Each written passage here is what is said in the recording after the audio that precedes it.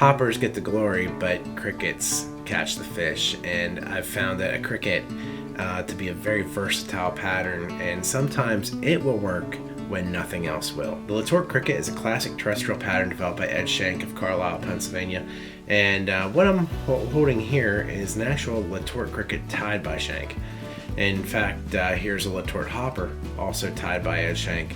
I obtained these flies from Bill Skilton at the Pennsylvania Fly Fishing Museum a while back when I was writing an article about Shenk, which I'll include a link in the description below.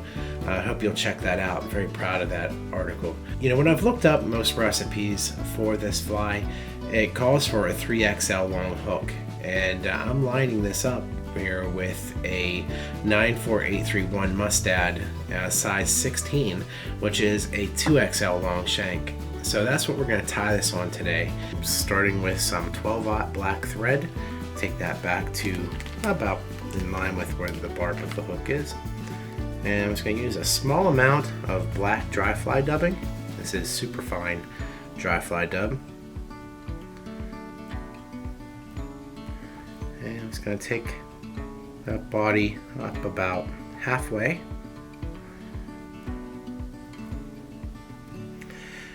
For the wing, I'm going to use some turkey, and I'm going to find a slip here that is, you know, all gray. You can also find a black, you know, dyed wing of some sort. That would be ideal, but you know, crickets are multi-toned. You'll find them in brown and, you know, all sorts of colors. So I wouldn't worry about necessarily buying specifically black turkey quill for this or anything like that. But I'm just going to tie this on flat on top of the body, and when I pinch it down over the dub body, that's going to give it just a slight little curve, just to kind of contour to the shape of that.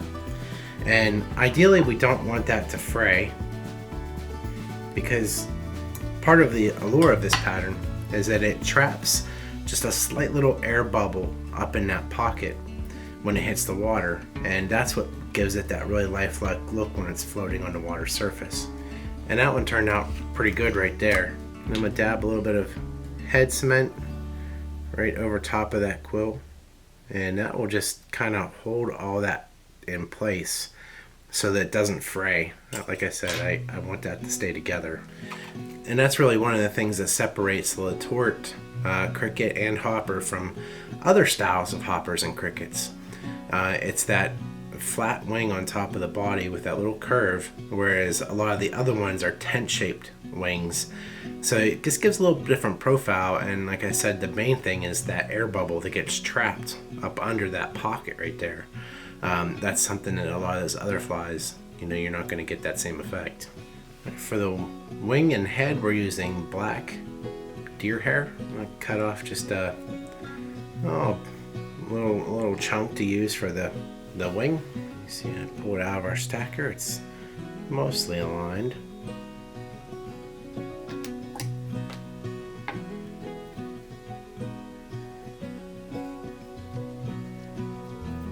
Okay.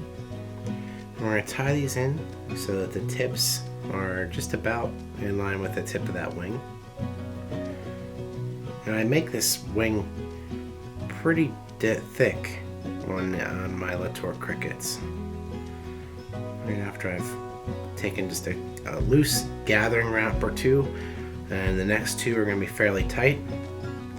Then I'm going to go through about half of the butts and make another couple wraps, pulling tight all the way up.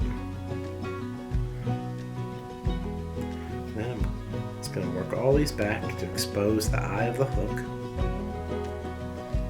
Start working those around a little bit just to get a little more evenly distributed around the hook, just the butts.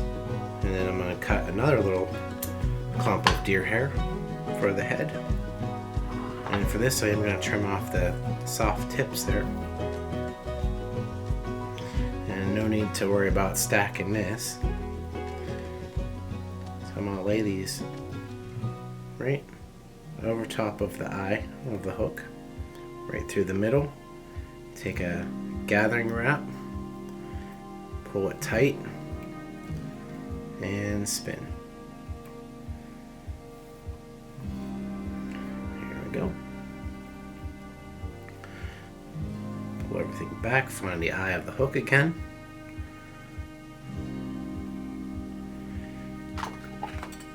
Whip finish.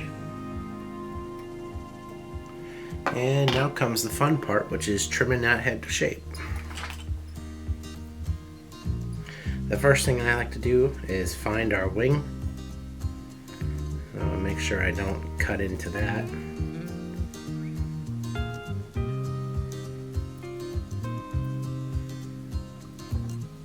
Try to get all the butts just separated.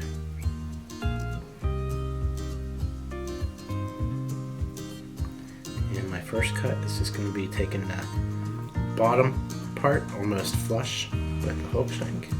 And I can just kind of work around my scissors.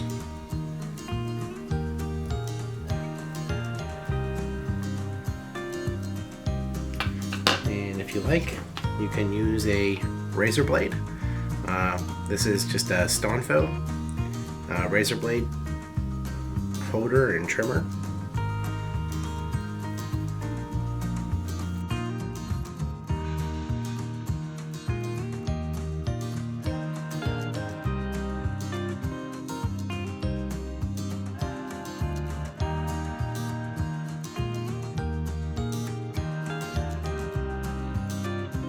And there we go. There is the Letort Cricket.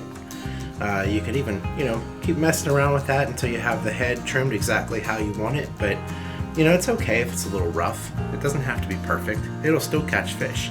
That's the beauty of this pattern. It's Ed Shenk called it one of his best fly patterns. He said he used it to catch trout all over the world.